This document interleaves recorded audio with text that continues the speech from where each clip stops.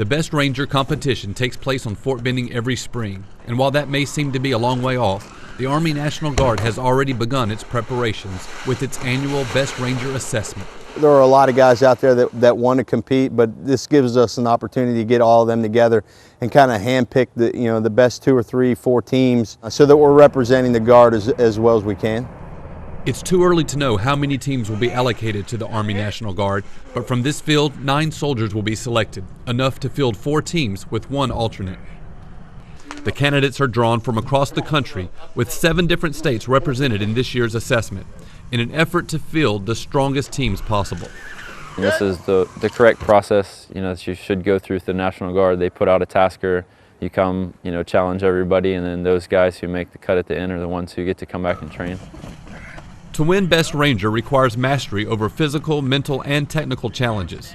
In the heat of competition, even events that might seem simple present their own difficulties. The technical stuff, a lot of times you just get excited, you rush through things, you make little mistakes here and there. So being technically proficient is pretty important, just trying to stay calm under the pressure and make sure you're doing what you're supposed to be doing, paying attention to detail.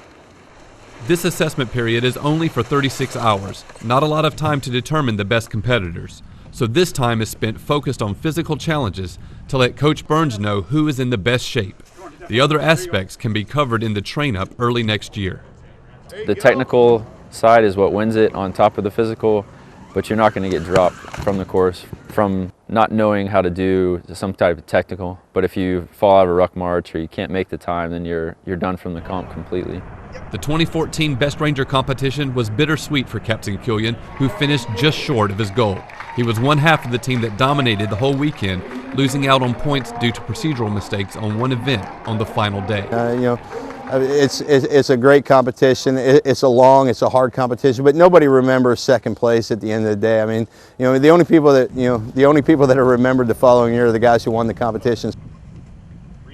The Best Ranger competition will be held on Fort Benning in April. And after 2014, anything less than winning it all will be a disappointment to the Army National Guard. David Wright, Fort Benning TV.